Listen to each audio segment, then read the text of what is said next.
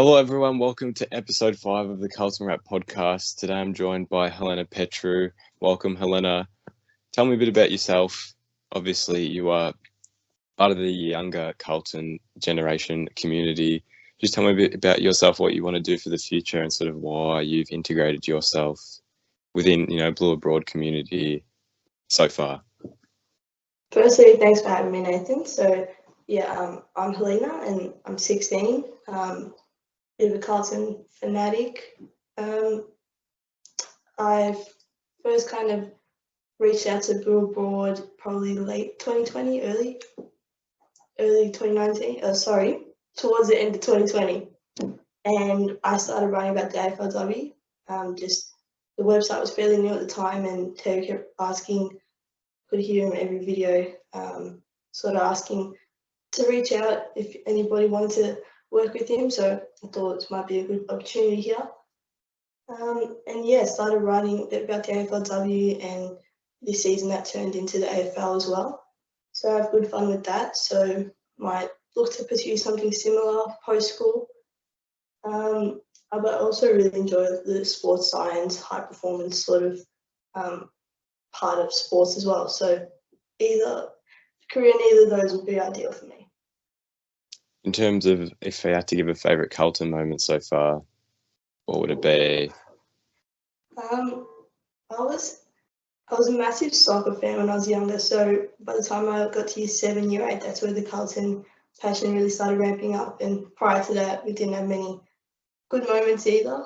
But one of my favourite things, I remember 2019, there was a game against St Kilda at the end of the year. It was like 16th on the ladder. It was the last round of the year, but massive crowd, Crippers 100th game, and the atmosphere was like one of the best things I've ever experienced. So I really enjoyed that. Apart from that, Newsy's goal, you can't really go past that in my eyes. Yeah, pretty good.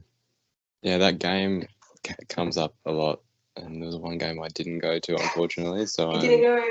No, it was a good one. It was one I couldn't go to. Yeah, it was the last one I went to before lockdown as well. So at least that ended on a good note in that sense. Yeah, that is true. So obviously today we are previewing the AFLW season.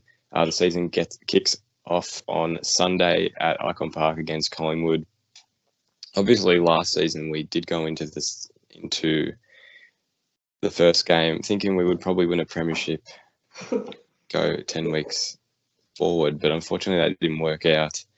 They started pretty poorly, and unfortunately in a short season for the women's competition it didn't work out. I don't remember exactly, but they weren't at a good win-loss ratio halfway through, and they couldn't catch up. I think the pressure built on them. I mean, what did you take from that season? What do you remember? Obviously, it was so long ago now, and I don't even remember a lot of it. It's been a while. Like it's so long ago, and they started it in 20. Oh no, it was 2020. But yeah, what are your memories from it? That sort of perspective. I remember heading into the first round of the season, Collingwood, premiership favourites, thought it was going to be a great season, but unfortunately it took the girls a couple of games to get rolling. Unfortunately, the nature of the season is so short that you can't really afford that. So I think we got started off the wrong foot and took too long to get going. Dropped some games that we probably shouldn't have, and then left ourselves with a lot of work to do in the last couple of rounds, which eventually I remember watching a game against Fremantle in the last round of the year, and it was like a couple points lost, and if we won we would have made it into the finals. So yeah, that was hard to watch, but we've got such a new look team now, so anything can happen. Well, yeah, that can be a good or bad thing with such a new, younger team. I guess we've lost a bit of experience, but I also think in terms of building up a foundation, I don't think a lot of teams have that sort of thing that we do. I guess you can say the newer expansion teams in St Kilda, Richmond, Gold Coast may have a bit of that, but we also have experienced players that they don't, whereas they're all younger lists. So I'll quickly run through this season's fixture. 5 home, 5 away for all teams. Our first game is against Collingwood on Sunday, as I said, at Princes Park. It's getting redeveloped at the moment, obviously, so it's I'd assume if you want tickets, I would get them as soon as you can, only because there are really 2 stands that they're using. So do get tickets for that if you're interested as soon as possible. Round 2, they head to Brisbane to play at Maroochydore. The week after, the annual Pride game against the Bulldogs at Winton Oval.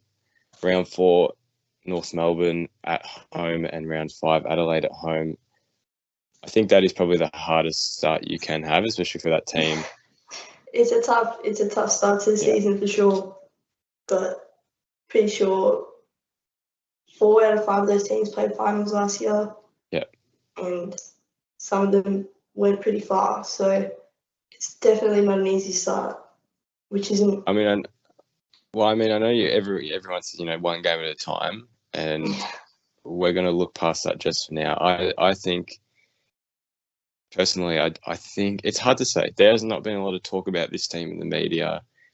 Even the Carlton socials haven't really hyped them up a lot, I think. I think they've kept it very quiet, which I don't mind. I don't think you need to be very, active around how they're going, as long as you show you've done the work on the field. Yeah. I think after this, Collingwood's a must-win if you actually are looking to, go somewhere in the season. I think they're around the sort of same quality as us. And from memory... they didn't. We lost against them. Well, I was just going to say that from what I remember with them, and like I said, so long ago now, I remember watching a couple of their other games. They have good midfielders that control their game. That was it. And even that round 1 game, that is all they did. I like Chloe Malloy, is it Chioki? I can't say his surname. Yeah. Those 2 run that midfield, and that's where they dominated us. Well. So I reckon if you can shut them down, you've got a good chance. Yeah, I agree. But I remember the game last year we played them. Their midfield was just running absolute rings around us. So once you shut down those few key players, it opens up a few chances for us to start making a few moves. Now with Pasparkas and even Abby Mckay getting a bit older, a bit more experience, they might be able to cope with that a bit better this season. But they're a solid side. Collingwood hurts to admit, but they're pretty good. So I mean, obviously, like I said, I think if you win that, they've got quite a bit of hope for the rest of the season. Otherwise, the ideal way to kick off. This first 5 rounds could go very well or very disastrous. I don't see this being in the middle sort of thing, because the problem with having 3 finalists within the first 3 rounds is that you lose one of them, your confidence goes down and down and down and down. As it's pretty similar with the men's team, honestly, that it is quite hard to build that confidence after a couple of losses. After 5 rounds, if I had to give an honest prediction, it's so hard. Tough. Yeah, it's so hard, especially when you don't know much. So I'm going to either say 1-4 or 3-2. It's either going to go well or it really won't. Way. So I think that 1 win would be North Melbourne. Yeah, I could even see us beating the Bulldogs. I remember being at that game last year. They're around the same mark as us, but that game has absolutely dominated us. So I think this year, if we can maybe... That was one of the games that we dropped that we really had to win. So if we can beat them this year, that would be a good way to get us back on track. Say the first 2 games don't go the way we want to. And then the Kangaroos, it's a winnable game. It's tough, but it's winnable. And then when we move on to the back 5 games, we play Freo in round 6. I mean, I don't know if this will be in Perth at this stage, but it says it will be in Perth. It could be anywhere. St Kilda at Princes Park, the Giants in Canberra. I don't think we've ever played in Canberra before, or the women's team at least. Canberra. And then Gold Coast at home, and then Melbourne in Casey. That will obviously be against Taylor Harris. So I want to win that game. Yeah, but I think that back half of the season is definitely much more winnable against a lot of the more unexperienced teams. I think the Freo game would have hurt them from last season. They'll probably want to win that this time. I'd be more optimistic about this half of the season compared to the front half, and I would like to say if they really want to win, you go 4-1 in this point. You beat most of these teams. Yeah, I think that's definitely achievable, the 4-1. You'd either be dropping that game against Freo or Melbourne in my eyes, but ideally neither. Yeah, it's definitely a much more winnable game, and we've beaten Saints, GWS and the Suns last year, so hopefully we can keep that up. And it would be nice, say we are building a position to get to the finals, you can win those 3-4 games in a row towards the back end of the season. That would do wonders for confidence and gel the team in. Well, I mean, overall, if you had to give a quick win-loss ratio out of those 10 games, what would you give? It's so hard because you don't really know much about the team and what's going to happen, but I think 6 or 7 wins would get you into finals for sure. Yeah. But I don't know if we're a finals team where we're at. Yeah. I'd say you want at least 5, 6. I think that's definitely achievable with the second half of the fixture that we've got. Yeah, Yourself? I mean, I think it's more about how many they need to win rather than how many I think they would win. And like you said, 6 or 7's a definite. I do think 5 would get you in on percentage somehow. Yeah, you can get away with it. But I don't really, I think if they're serious, they'll do as well as they can. I think I look at these home games and I think all the home games they can win. It's when they travel, I think they'll have some difficulty. Brisbane and Freo away, like those are 2 very difficult ones. So that's sort of where I think if you win your home games, gives you a good chance. Yeah, I'm not even sure how many teams can make finals because there's 14 teams, so it's a bit different. I think it's 6. Yeah, it's a bit odd how it works. And I was looking at the final structure the other day. It's quite odd how it works. But it's going to be such an interrupted season. You can already tell COVID-wise. Yeah. So that could mean playing more games at home, in front of a home crowd, which is always good. Yeah. Home ground where they're training, so it's so familiar to them. So that could, I agree, if you win the home games, it's a good start. Well, yeah, like I said with Freo, that could end up being here. I'd assume it will be a neutral venue, but I do know that the Eagles and the Dockers are playing at Widden in Footscray for their home games in a couple rounds. So yeah, I saw that the update. It's just crazy how it's all going to work out, and that could either work in our favour, like the COVID disruptions, or against us, depending on what happens. It's so hard to say. I mean, we could be sitting there in 10 weeks' time, and then none of that happens. So it's interesting. A bit more. I mean, this is sort of fixture related. They obviously played only one practice match a couple weeks back. I think it was the second last week of December. They played St Kilda and they won by 18 points, 46-28. Only got the goal highlights, unfortunately, but very comprehensive win from the sounds of it. But you should be beating a younger team like St Kilda. Yeah, agreed. I think they. Sorry, I keep cutting you off. No, it's okay. It's okay. I was just going to say, I think I would have rather liked them to play a more experienced team in a practice match. I have to say, I think you can't take a lot out of that. I think. Yeah, I know what you mean. Yeah, with a team that you're meant to beat, I think it's not the best, and that's even like with the men's. I like they're playing Melbourne because. Yeah, it's great because it really shows you where you're at. Yeah, whereas I mean, I know there was limited time. I'm probably sure that was selected ages ago, but we move, and at least it's a win. It gives them confidence nonetheless, so that you can at least take something into round 1. Playing such a young, inexperienced team like St Kilda is a bit of a confidence booster if you get the win, but in the back of your head, you do know there are teams out there that won't let you get away with a lot of the things that they would. So it's always good to play a couple of practice games though, so that would be good for the team to gel. There's a lot of new faces in there this year. I think we're going to go over soon, so that's good for them to get to work together a bit more. I think it's good just for the team to gel rather than expectation at this point because it's such a new look side. Yeah, no, definitely. Now, on to the list changes. So obviously a lot happened in the off-season. It was probably I'd like to say the most harsh off-season in terms of movement. Haven't really had something like this previously, but I don't think it's something that has affected them a lot from the sounds of it, that they have looked to bounce back from it as soon as possible. I'll quickly just go over the outs first. So Jess Edwards, Katie Loynes, Alison Downey, Winnie Lane, Taylor Harris and Chloe Dalton. Obviously the bigger names in there, Taylor Harris, Chloe Dalton, Katie Loynes, Alison Downey. That would probably be the biggest names for me in terms of key position. What do you make of it?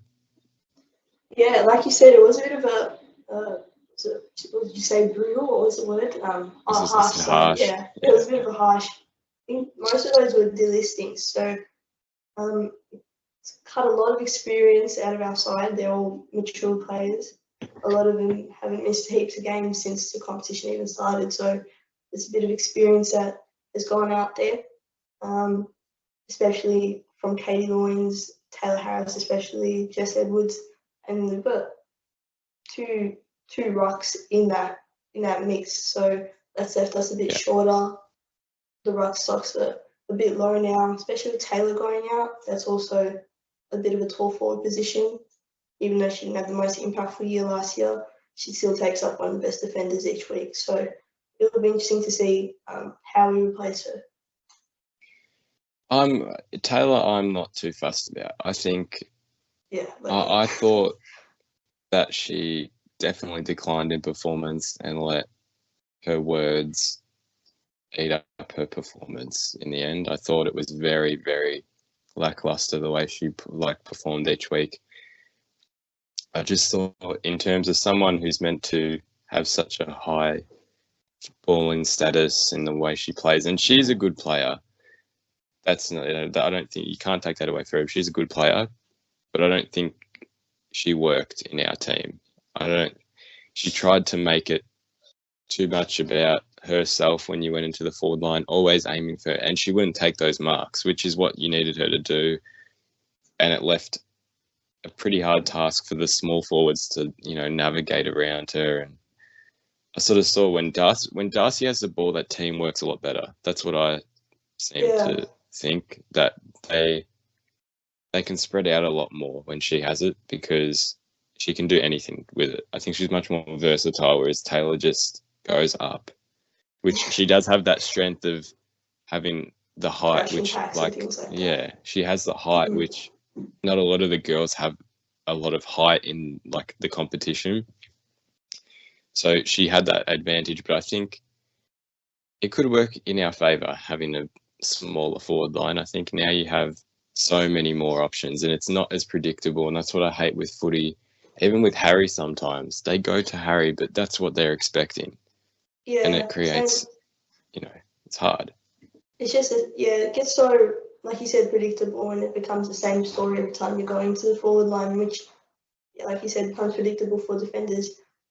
But I agree with you. Taylor last year, I was a bit disappointed in how her season went. Did a lot of talking. Unfortunately, actions didn't really follow those words that she put out. I think she only kicked something like 4 goals for the whole season. So I don't know if I don't want to regret saying this, but I don't know if she'll be missed heaps in the forward line. It does open opportunities for a few of the younger small forwards that we've got. Especially, now we've got Darcy and Nick Stevens to sort of mentor them. So I think it does give us a bit of I don't think this is the word, but it makes us more unpredictable. So it's interesting to see how it will work. Now we go to the ins of our side. So we only had one that came in that wasn't from the draft, which is Jess Delpos. I'm pretty sure she came from the Giants. She's a midfielder. Yeah. I like that inclusion because obviously you bring in a lot of youth and it's good to bring in an experienced midfielder.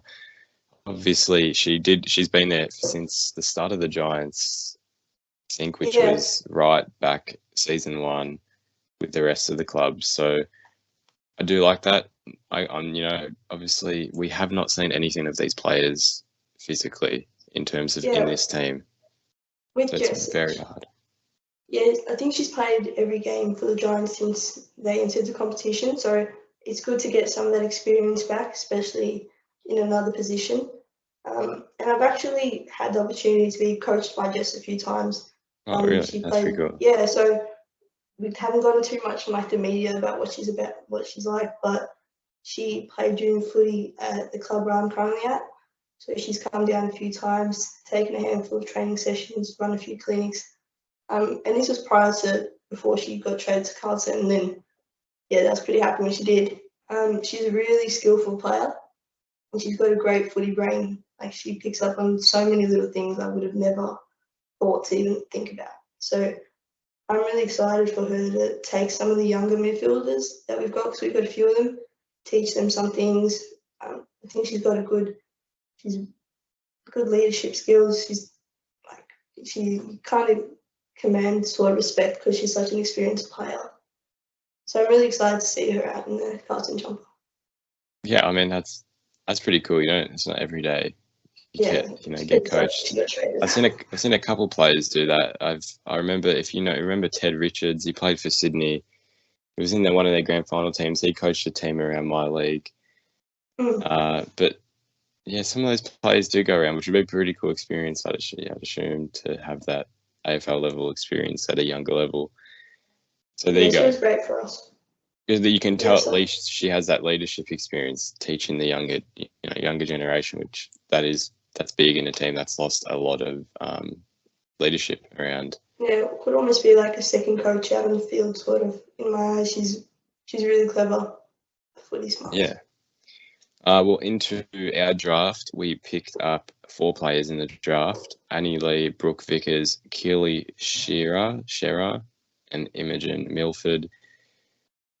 We literally cannot talk a lot about these players. We do not know enough about them, and we have not seen enough about them. I think as well, and this is sort of a problem I see, that the NAB League with the girls isn't as highly publicised and talked about as much as the boys is.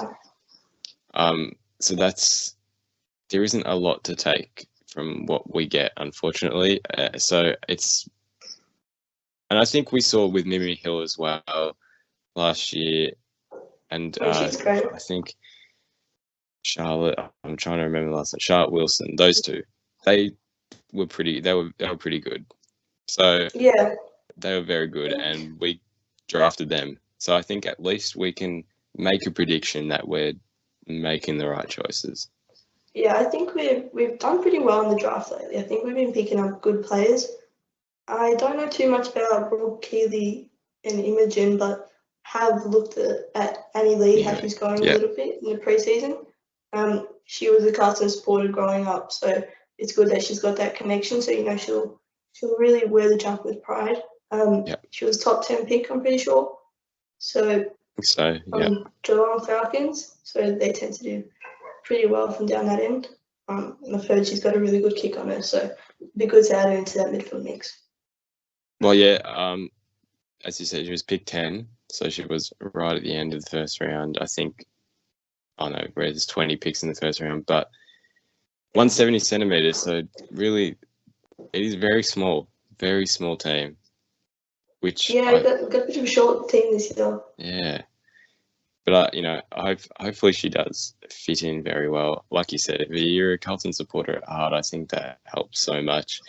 Usually, I have a thing against, not that you can help it, but it's like players who have grown up supporting other teams. I have never been able to understand how they have that same amount of intensity. Yeah, I always think about that. I'm like, if I grew up a Carlton supporter and I got drafted to Collingwood, how would you have that same connection? You can't just cut it off in a day once you rock up to the club. So I think it's good that they've already got that connection because they already know what it means. Yeah, well, I mean, Terry did say to me that that he'd heard people, that's the club that, or the employer that gives you that opportunity, you fall in love with that, which that made me feel a bit more. Yeah, now that you said that, it makes more sense. Yeah. You could just be so happy to be at a club. So grateful anyway, so that's a good point. Yeah. But, yeah, I mean, positives, obviously, we're gaining a foundation there's not much more to it. I really do want to see a game. Really just haven't to know seen where a we lot. sit, Yeah, because it's so unknown at the moment.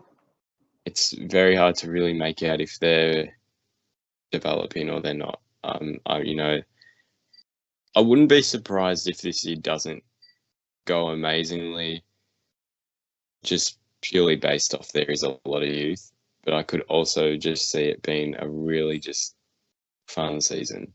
I think that's what they lacked last year. They weren't playing for each other. They were just playing for themselves because they had this expectation of, oh yeah, we need to make finals. We're meant to win it.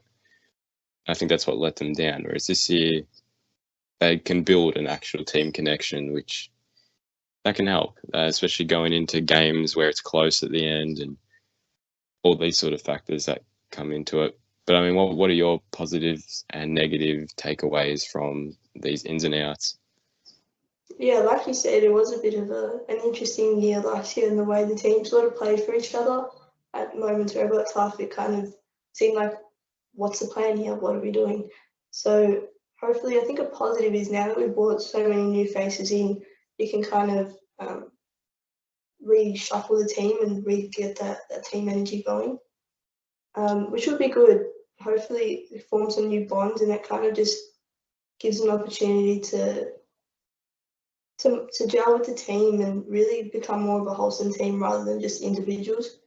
And then I guess the negatives out of all that is you're losing a lot of experience, you're losing your co-captain, your marquee player.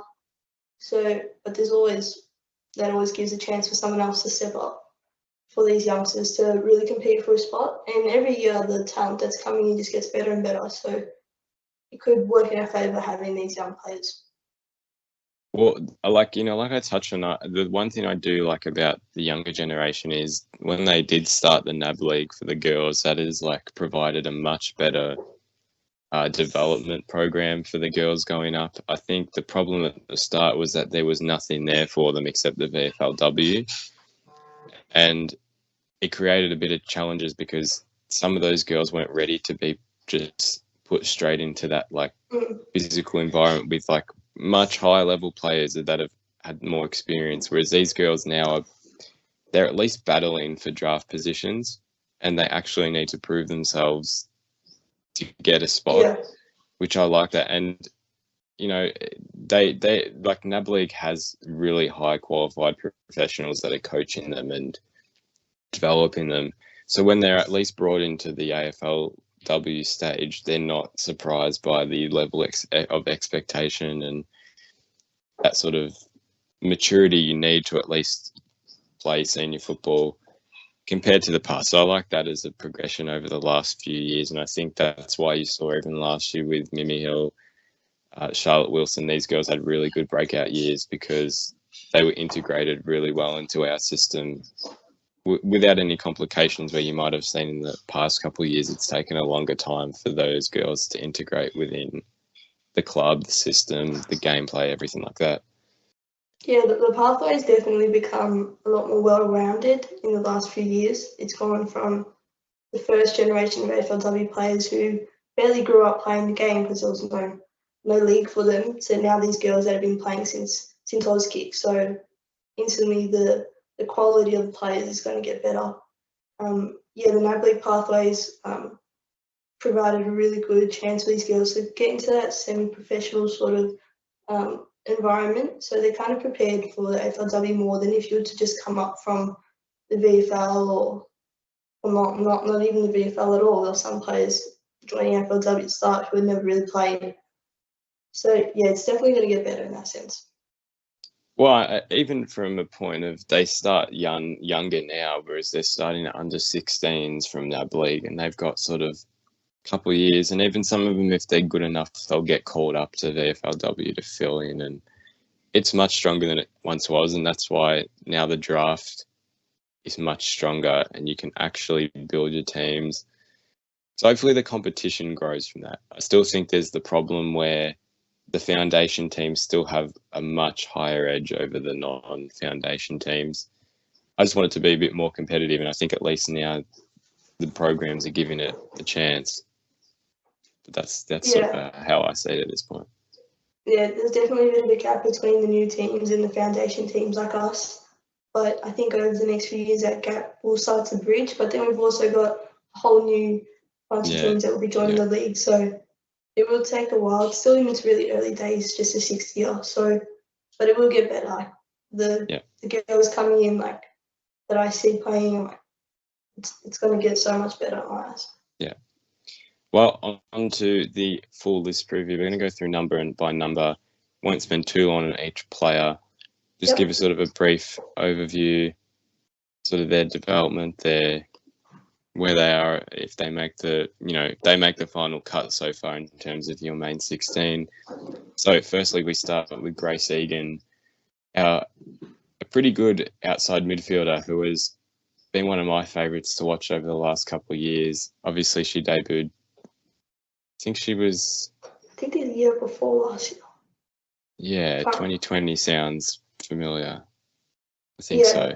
She hasn't been around too long, but she's been quite impressive the way she goes about her game. She can tag very well, but also she has an ability to tackle, which I like. She's a very gritty player.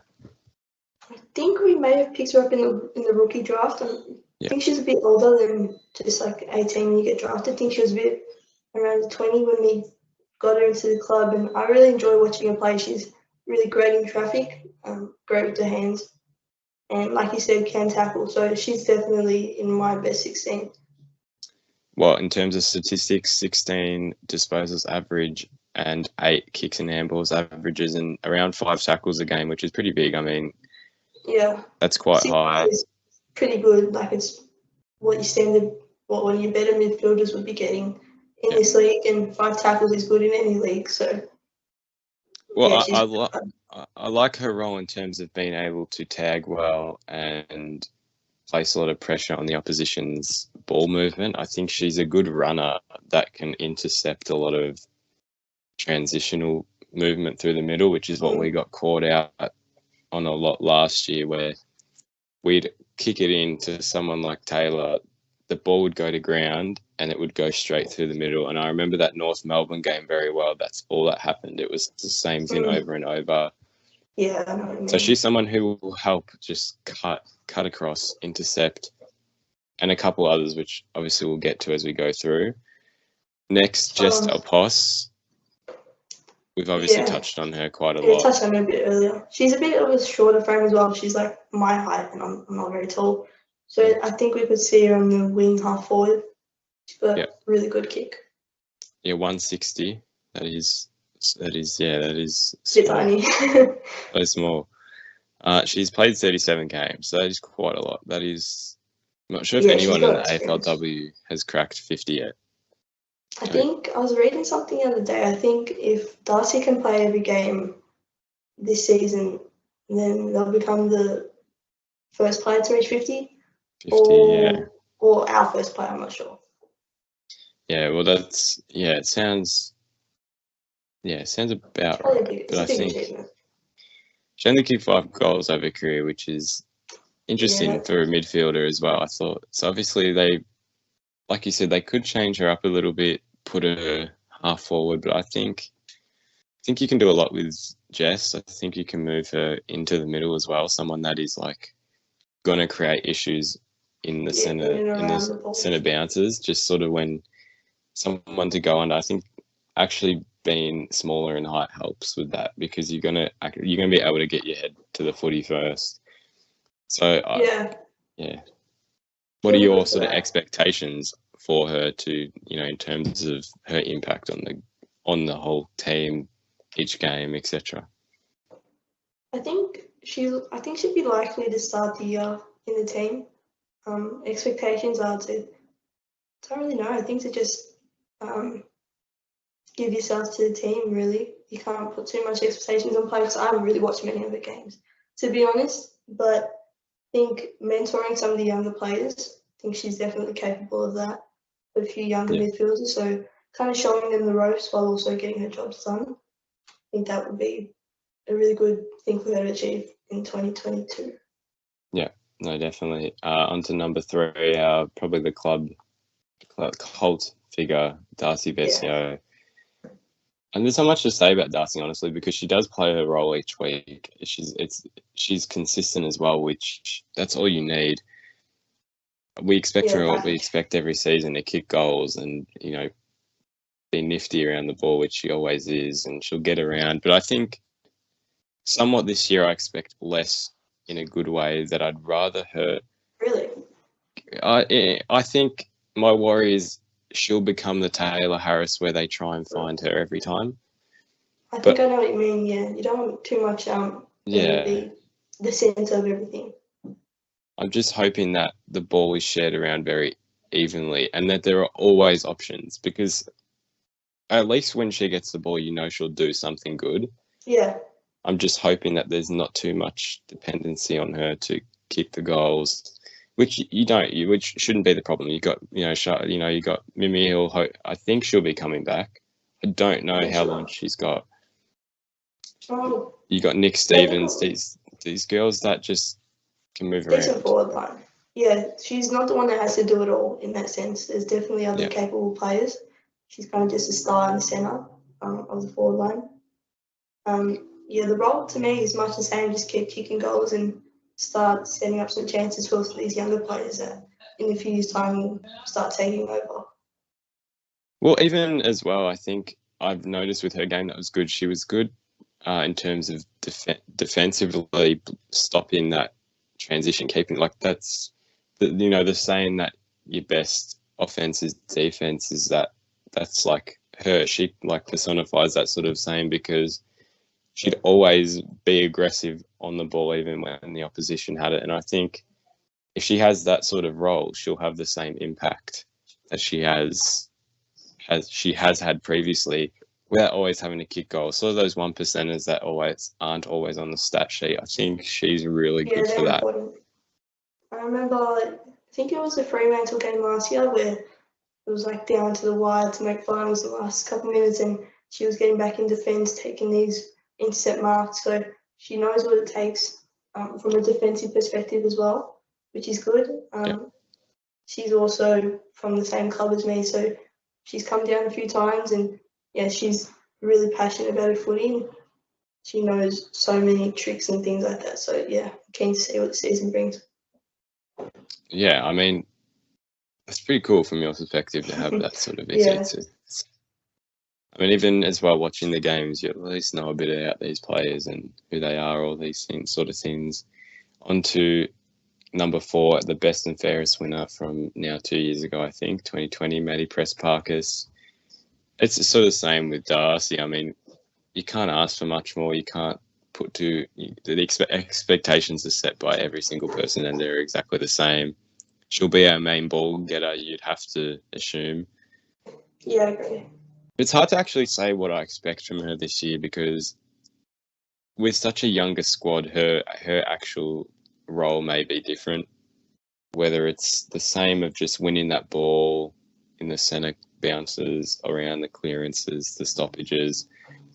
It's very hard to say what is expected from her. But I think if you have such a strong midfield where we have developed a couple more players to win the ball, she's someone you can push up forward and have another threat. I like that idea. So even though she's still fairly young, it's probably her 3rd, 4th year in the system, she's one of our older players now. So she will be running that midfield, our contested player, clearances. But she's so good with the ball that you could put her up forward should these younger mids start showing that they're capable without the guidance of her there, especially with the experience of Loins in the midfield now gone. Maddie might have to take over a bit of that role. And she's definitely capable. Something else I see with her is learning to cope more with the tag. She got tagged a few times last year and she dropped off just a little bit there. But I'm sure she's been working hard at that. Yeah, I mean, that tag was a bit of a problem at times. I thought not a lot of the other, and not many of the others stepped up, which was the problem. Which that's that takes training, and I think they would have analysed these sort of things, and especially in such a poor season, you have a lot more time to look at things and actually look where everything went wrong. So, yeah, there isn't much to say with these type of players because we know a lot about them. We expect a lot from them, and it's whether they perform or not. Really, we can't place too many expectations on them because they might just play a completely different role. Yeah. Yes, depending on what that role is. On to number 5, Abby Mckay. I like Abby, the way she goes about her game. Very smart footballer, I think. I think that she's positionally probably one of the smartest players that can get into good positions transitionally when we're going up the field. She'll always be that next kick forward, I feel like, when you're going out of the defensive lines. But, yeah, otherwise I think I'd like her to probably become more of a forward threat. I think she didn't provide enough of a forward threat sort of last year. I think we lacked... I see what you mean. Yeah. I think, yes, like you said, she's really good positionally. She's always in the right spot at the right time. And prior to last year, I think she'd only played like a handful of games, and last year she earned a Rising Star nomination. So for me, she was probably one of our most improved. Really physical player, so having that aggression in the forward line helps spill the ball, and then the players like Georgia G, Nick Stevens, they can get onto the end of that. I'm really excited for the season for Abby to see her play. Yeah, I mean, not much. That's we sort of summarise it quickly. Yeah, number six, Gab Pound. She could do a lot, I think, and she does play her role very well. In terms of role players, Gab does that very well. I mean, you've got someone on the half back line that will look to run the ball out, but is also good in terms of locking down the smaller defenders, which I like. I think I reckon you can do a lot with her and move her around because she will do what you tell her to in terms of where you need it to be. Even someone around the centre stoppages where you get it out and you got someone to give it off to. Yeah, like a sweeper sort. She's someone that will sort of sweep up and provide a kicking option. It's very simple because Yeah, she's one of our most reliable players. To me, I can't remember a week where she hasn't really gotten her job done. I remember last year she missed, I think, the first half of the season with an injury, and then once she got back into the defence in the second half of the year, we just seemed much more whole and complete. Kind of feels a bit of that gap there, a bit of an older head now. Yeah, I really like how she plays. I mean, sort of looking at her stats, I guess the one thing you could say that she could perform on, could improve on is her tackling pressure. It seems a bit low for a defender. But I guess that's not really her game. But in terms of something that, if you have to pick on something, that would probably be the one thing. So that's, On to number 7, Brooke Walker. I'm not sure how many seasons. She's played 3 seasons now. And she's developing right in front of us. Yeah, she's great, Brooke. I think she played rugby. I don't know if it was for Australia. I don't think it was for Australia, but she played at a high level as well. Last year she missed most of the season, only played a handful of games, but she's really quick on the wing, in the forward line. She's got tricks. I think when she also joined along with Gab, it provided just another aspect to our game. Now we've got that run and carry, we've got a bit of spark in the forward line, which is great. I've also got here, she could be like a bit of a Taylor Harris sort of switch because she's pretty tall herself. Yeah, she is 171, which is around that sort of. Tall it is. I don't know what tall really is. I think tall is anything above 175. I'd consider a pretty tall player. The women's league in general. I think anything above 180, you are ruckman material. So no, she's played 16 games, which feels like less, if I'm being honest. I feel like she's played less, but she's 13 goals, so she's at least nearly averaging 1 goal a game. Yeah, it's pretty good. So I think there's been many players with that. Well, she's just another option where I think at least being semi-tall, that you can at least, if you don't want to use your small forwards, she's that one that if the small forwards play it right, you create gaps in the middle and sort of run those patterns. She's that sort of one that will pop out and give you an option, but she's also very nifty in terms of open play, being able to maneuver herself around and get around players, break a few ankles. So yeah, it's good. It'll be interesting. Yeah. Number 8. Let me get the right name right. Vamua Laloifi. She's one of my favourite defenders by far. Yeah. She's the best one for me. In terms of her run and carry, she's very dependable. The only thing I wouldn't say, she just gets the problem with being such a good run and carry player is that you lose your opponent if the ball does turn over. And that was some of her issues last year. She'd lose her opponent and be caught out. But as long as you're making those, she's consistent, which I really like. She will always play that really strong attacking role. And she's also very gritty around the ball. She will lay a tackle. So I'm not sure if she's meant to be playing round 1. I think she's playing round 1 or isn't. I don't know, is she injured? There was a little bit of talk around her whether she plays or not. So it was an injury, but I don't know.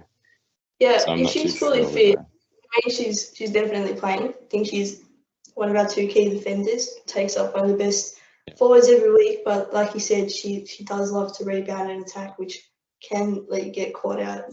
The parallels to Liam Jones and Checker Weeding with her and Charlotte Wilson is crazy in that sense. Yeah. But I remember it was 2020. I went to an open training, and this was when she had first gotten to the club, and she was just, for the entire training session, she was just doing 15-meter kicks just with a player, with a coach or something. I'm sitting here like, are you getting taught how to kick and you just got brought into the club? And then I remember she played round 1 and she was great, and she's taking these intercept marks, hitting like 45s and everything. So yeah, it might have just been a bit of injury rehab, but yeah, she's really great to watch. Yeah, she's one of those that will always, like I said, will always perform and always give you something that, at least as a midfielder, you have confidence that you'll have an option, that someone will be kicking to you or find you to kick to. So it's a very good option. And in terms of another one that plays a similar role, number 9, Karen Harrington, one of our leaders of the club, plays yet again like a similar role to Laloifi. They're able to sweep off the half-back line and provide those lead-up kicks to our midfielders. She also can play a bit midfield and around those centre stoppages. I like her ability to move a lot. She's able to find space where not many can. I think that's one of her positives. What do you expect from her going into the season? Yeah, Kez my favourite player. She's made it to solo captain now. I think she's going to take that role. She's going to do really well with it. Like you said, she's always in the right spot at the right time, and you can count her to get a job done in that sense. She's really good at finding a target and just getting us out of trouble. She reminds me a lot, which I guess just comes with the positional role that she plays, but she really does remind me a lot of Doc on the med side. Yeah. Just that last defender that can push into the midfield sort of thing. So, yeah, I think she's going to do really well. I mean, statistically, it's very similar to Laloifi. There's not a lot of differences in the way they play. Even her spoils are high. I mean, 2 a game, which there's not many opportunities you can get for spoils. So 2 sounds low, but it is pretty good for especially a shorter game as well. So yeah, I think her role is pretty self-explanatory. She's just able to lock down and move forward. I think she's got a bit more freedom than I can't say her surname, Laloifi. In that sense, I don't think she's as much of a shutdown player, but she's good at balancing the attack and manning up in the play, which is always good. Yeah. On to number 10, Mimi Hill. Obviously, she did, I think it was an ACL. It was an ACL or a PCL. It was an ACL against North Melbourne. Was it North Melbourne or was this another game? I think it was. So. I remember there's something about her in North Melbourne. I think she kicked a couple goals against them, or she got injured in that game. I can't remember. Something, yeah. Either way, it was last season. Yeah. It was last season she got injured. So, I think she's back. I think she's coming back for round 1. We'd hope anyway. Well, if not, she'll definitely be there for half the season because it has been a year since it happened, and I think you only need ACLs around 9 or 10 months. So 10 to 12, 9. I think. No, go on. Oh yeah, she was great last year prior to her injury. She got drafted last year, I think. So she hit it off right from the start with the team and did really well. I think she earned herself a Rising Star nomination, and I think she was a favourite to win it for a period of time there until she injured herself. But I saw just the other day she's won the yo-yo test in the pre-season, so she's definitely back in that sense. And it lets you see how hard she's worked to get back and to get her fitness back, and also the team she's got. So she's a really skillful young player. I mean, I liked her involvement in terms of transition. She would always be an option that you could give it off to, and she would kick, or she would always make space for you to move forward. But I think she could play to like one of two positions. Obviously, she sort of plays on the outside a little bit, but I think there's better options for that. I think with someone like her who has a lot of skill, you can put her right in the middle or you put her in the forward line. I think... to get around the packs, things like that. Yeah, I think in terms of playing her on the outside, I think that's only worth it in terms of your offensive transition, or else keep her where the ball is. Like, you want your best skilled players on the ball, and especially the younger girls. Obviously, I mean, this isn't, I'm assuming they're probably going to be the fittest out of the group, these younger girls. They should be. Yeah, I think the same. Yeah, they should be, like, in theory, the fittest girls in that team, just based off age, and you'd have to assume they are. So those are probably the best ones you want on the ball.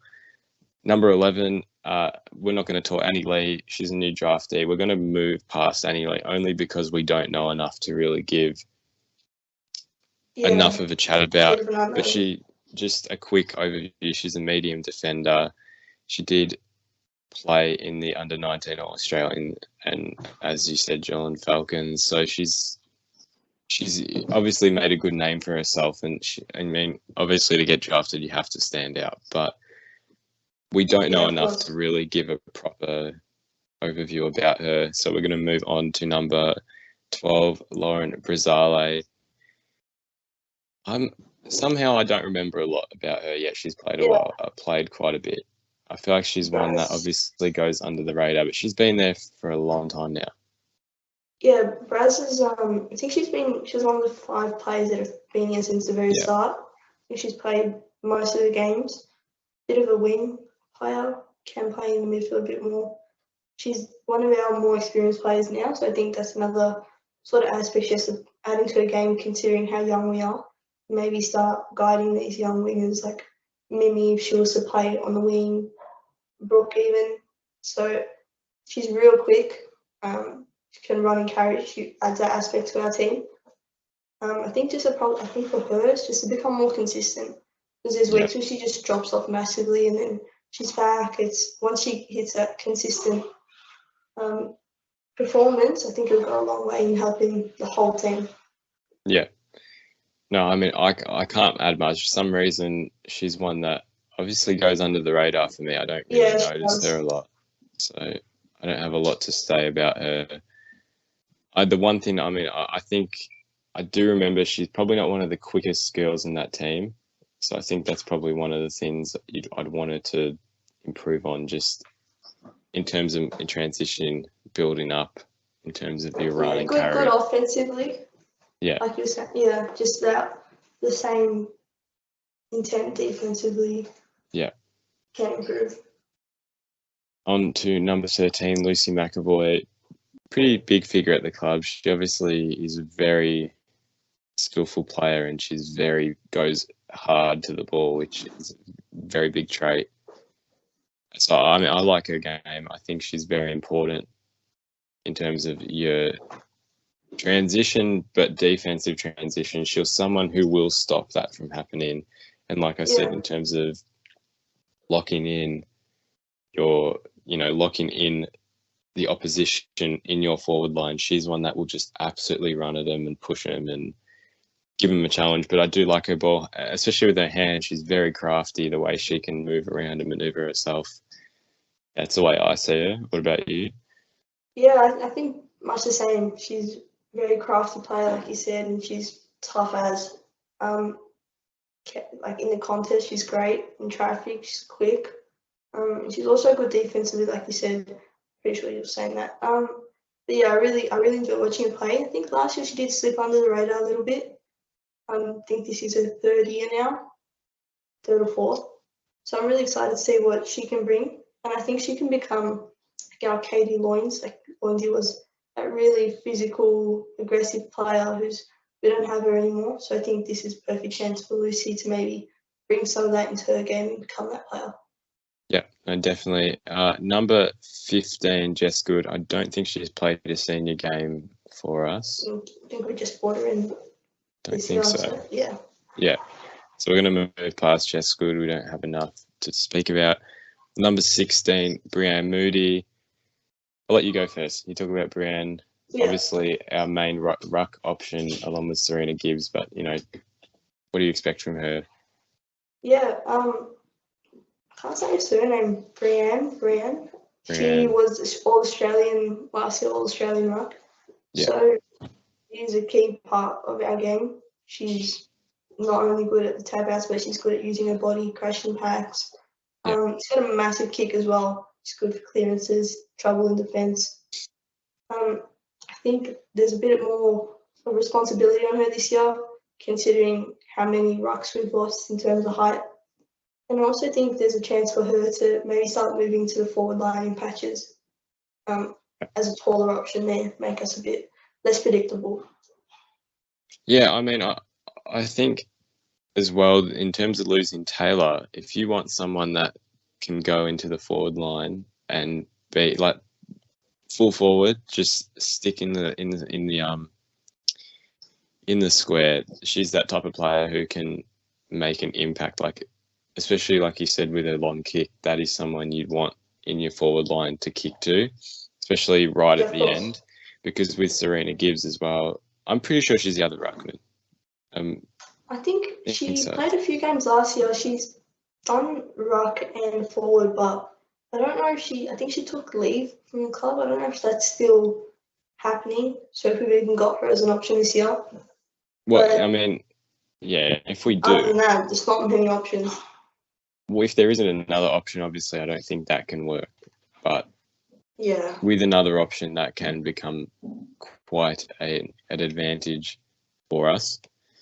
I mean, 16 hit-outs a game, that's big. So I guess you do need her around the stoppages later in the game.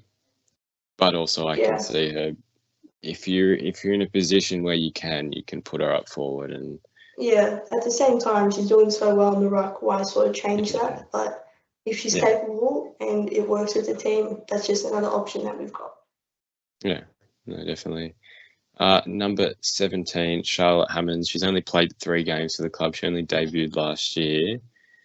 I don't remember a lot from her, to be quite honest. I don't know if you do either. Not too much. I think she's a midfielder, outside mid, but other than that, can't remember the whole heap. I think we're going to skip past her only because, she hasn't played a lot of games. I'm not even sure if she's really if she is one of those starting 16 players. I think she'll be looking to break into the side this year. Yeah, I think that would be a goal. But obviously 3 games is not a lot to take out of 3 games. Number 18, Maddie Guerin. She's played quite a few games for the club, 12 now. So she's obviously getting her head around the AFLW scene. I think that's a season and a bit. So midfielder forward, I like the way she conveyed herself within the forward line. She was always able to start at that half forward line, but also move around and moving to the midfield a bit. I do remember her being a bit of a midfielder at times, moving the ball forward. What's your perspective of her? I think last year she was recovering from an ACL, so it was her first season after injury at a new team as well. And I was really happy with her as a recruit last year, the way she played. I think she spent a bit of time, like you said, up forward, but also off the half back, I remember. So she's got a great kick, always helps get us out of trouble. And I think she can continue building this year. And I think, very similar to like that Cat Pound sort of role. Yeah. Number 19, Georgia G. I completely forgot about Georgia. But no, she like Darcy and Nick Stevens, they are very, very crafty players. And I think in terms of your forward line, those are your main three you are looking to find each time, especially if you are going to find an option to kick forward to. They all provide really crafty options that will go in and out until they find open space, really. And 160 again, small. She can do a lot with her height, obviously. Yeah. Even I remember playing against smaller opponents, it is much harder because they are able to move around you much easier. Yeah, I like the way Georgia plays. They're hard to shut down because you can't really tackle them because they're too quick. Yeah. She's got pace, she's got tricks. I think last year she had a decent year, but I think she can build off that even more in this season.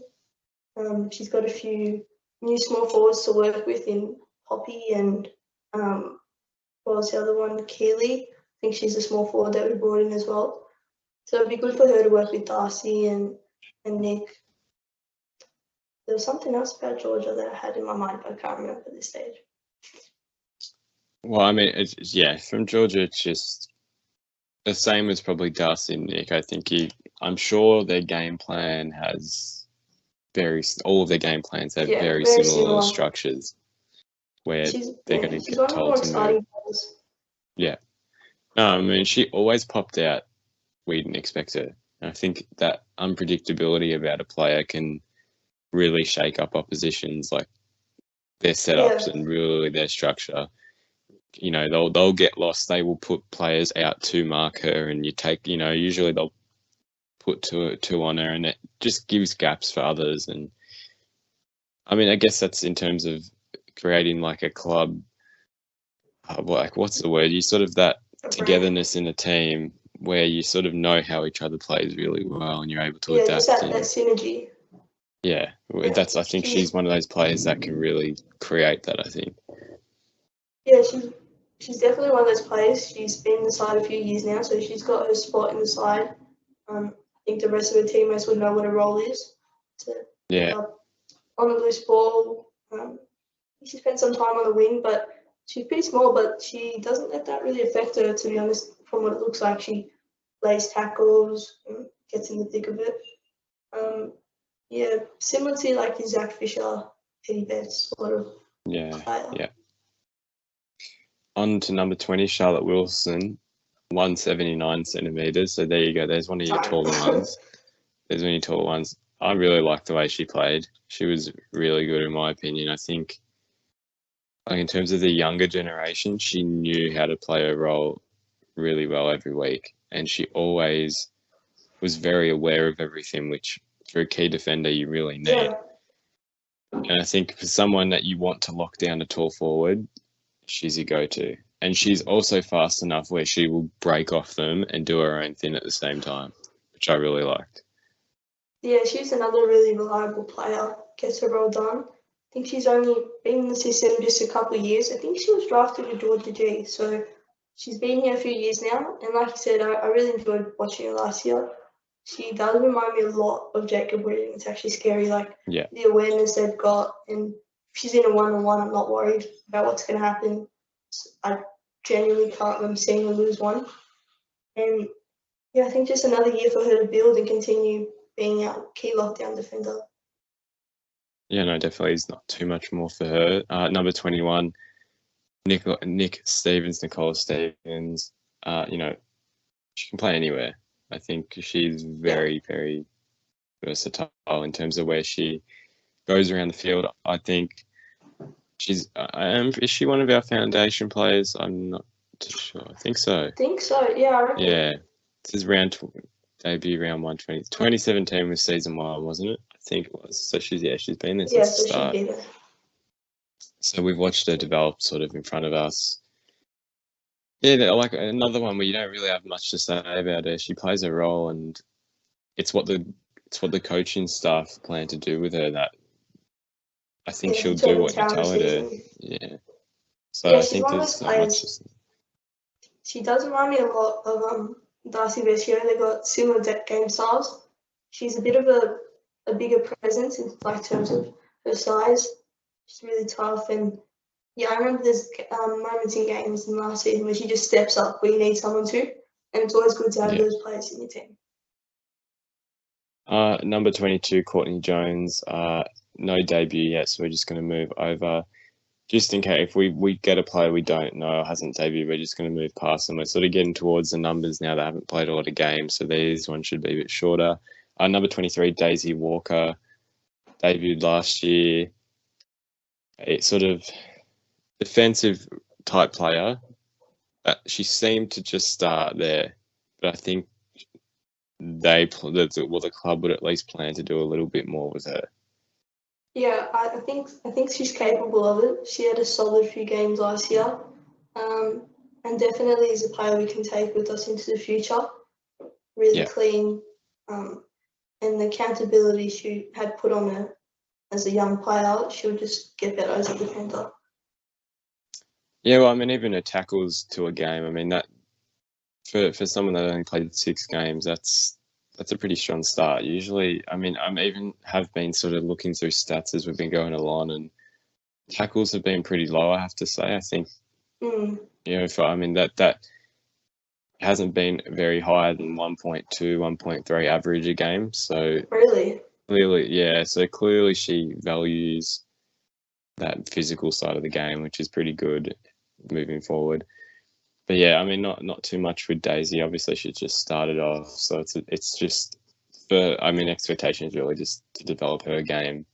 So at least by the end of the season, by 2 seasons, she knows what she wants to do. Well, at least she has a very good idea of what her role is week in, week out. Yeah. So yeah, not too much more. Especially with the some of our defenders in your Gab Pound, Karen. In a few, how many more years are they going to be playing when you think about it? So in a few years' time, it'll be up to your Daisies to sort of take over that role. So she can learn off them. That will be great for the team. Yeah. 24, Brooke Vickers obviously came in through the draft, so we're going to move on with her. Keely Shearer, I think it's Shearer, again, draft. We're going to move on. Paige Trudgeon still hasn't debuted yet. Yet again, we're going to move on. I think at this point there aren't many that have played games. I think there's just the 2 left. Imogen Milford, 28, no games either. Brooke Vernon, still no games yet. Natalie Plain, number 32, she has played quite a few games for the club, 21 to be exact. A few games. She's interesting. I think she's been a little inconsistent in the past in terms of standing up when you need her to be there. But in terms of she's someone that is very confident with the ball, and in terms of soccer, she's the assist player.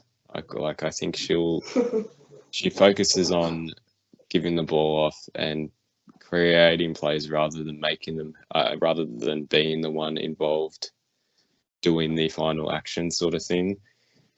So, there's not too much with her. I think she plays her role, but I think ultimately she probably needs a bit more involvement week in, week out. Yeah, I tend to agree. I think the way you put it there, she makes the plays rather than being the person in them is a really good way of putting it. She's really energetic and aggressive player, so brings a bit of spark, especially when the team last year tended to slow off towards the end of quarters or not start quick enough. And she was always one you could count on to be there from the get-go. It's just a matter of doing that over a number of weeks. Then on to number 33, Serena Gibbs. So yeah, she is a ruck option. She's 187 centimeters, That's which tall. yeah, that is tall. That is very tall. She only played 3 games. She debuted round 5. So did the season finish early last year? No, it didn't. It did get played the whole way. Can't That even was the year remember before. this year. That was the year before. I remember she kicked a Yeah, few goals on debut. She was not yeah. bad. She Definitely kicked 3 a player you goals. can take forward. Yeah, I Is it? mean, I'm not sure if she's playing. If she's not, it's very hard to I think she tell. might be on leave from the club, so haven't seen too much of her in the preseason sort of Yeah, media, I if that's mean, what you want to call if she isn't, that is very interesting because I don't know who's their backup option.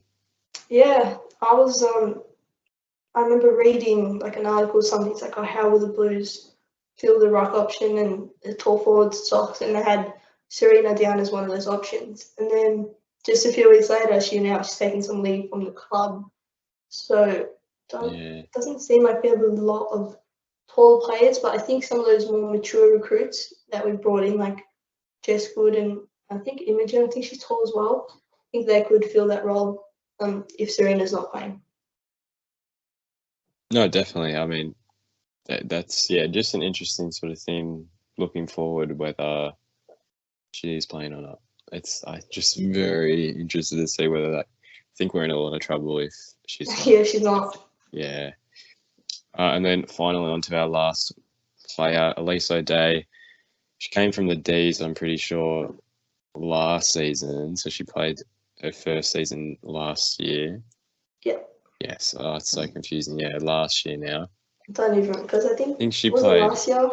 The seasons crossed over like this year. It's just so confusing. Can't remember.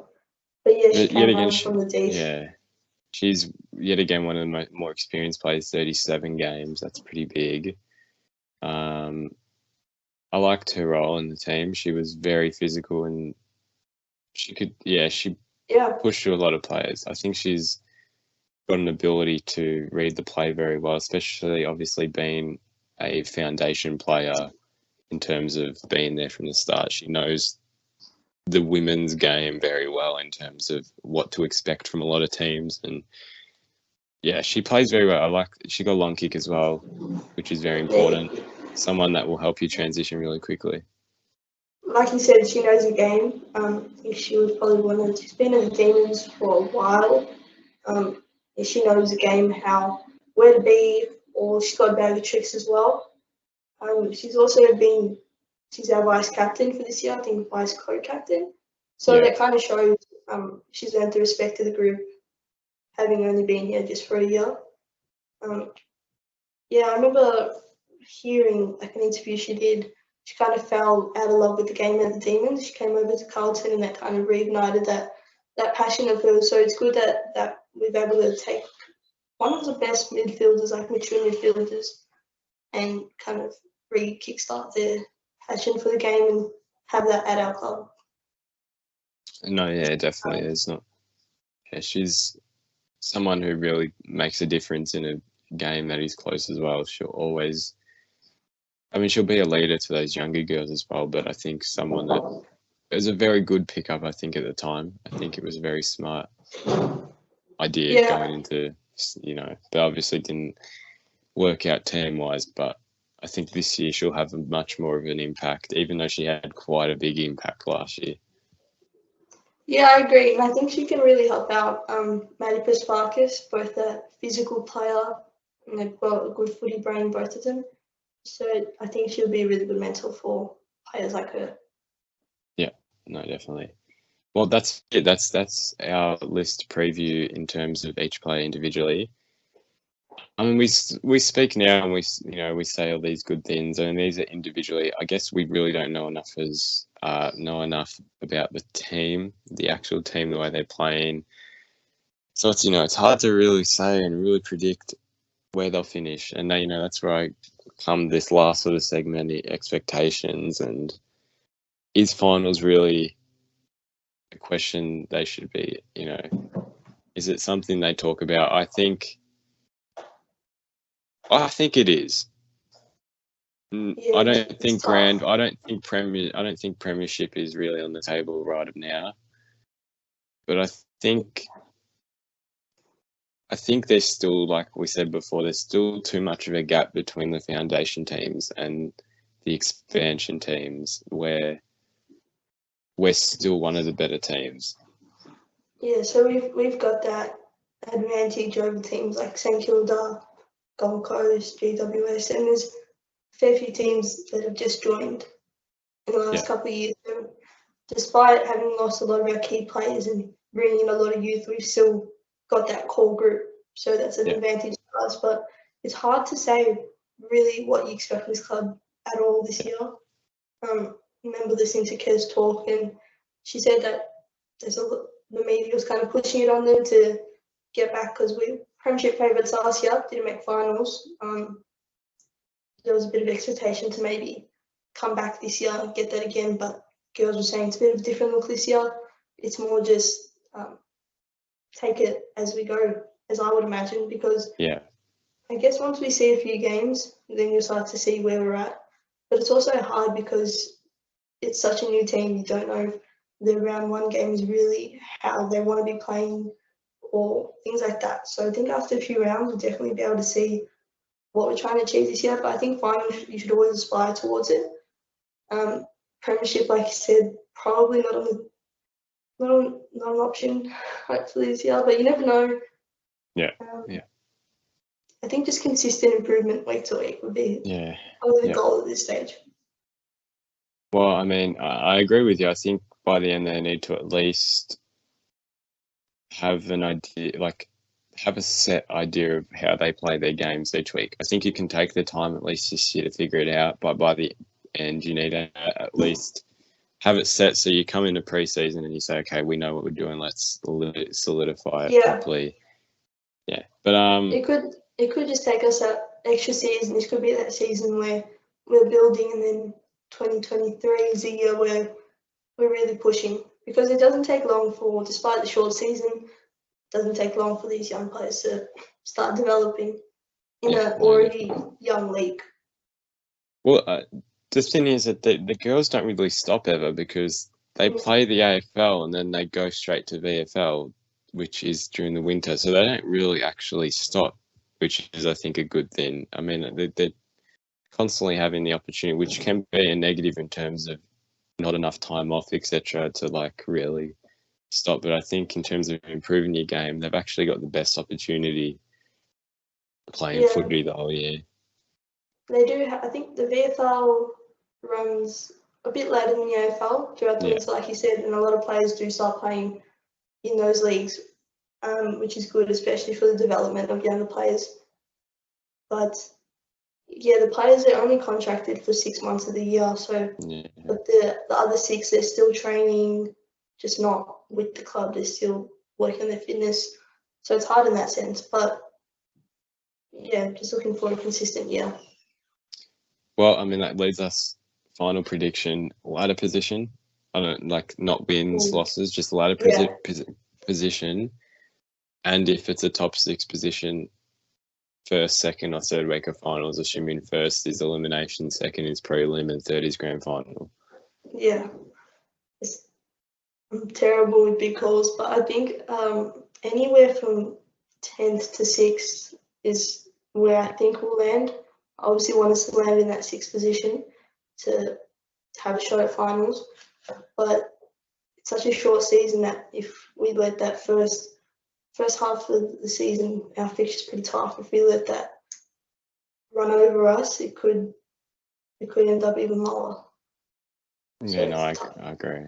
I think for me, I don't think finals this year, if I have to be completely honest. I think if they win the first 2 games, I will completely change that prediction. But otherwise, I don't think their fixture is friendly enough where, with at least the team they have, and I know you have to win or beat the good teams but I think that this system will be a bit too new to make that sort of impact. So I think 7th or 8th at the end of the day. It's good considering the new team playing the Premiers in round 2, and then your arch rival in round 1. Yeah. So it will be good to see what happens. We could be completely wrong. Yeah. Which will be interesting. Never know. Well, thank you for joining me, Helena. Obviously, round 1 kicks off on Sunday, 4:10 at Princes Park. Obviously, tickets are available. If you search around Ticketmaster, Carlton, all that, you'll find tickets. I'm hoping Helena will hopefully join me at the end of the season where we review it. Yeah, absolutely. Yeah.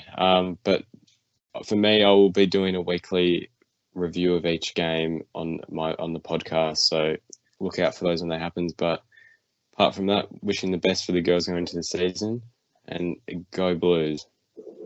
Thank you. Go Blues.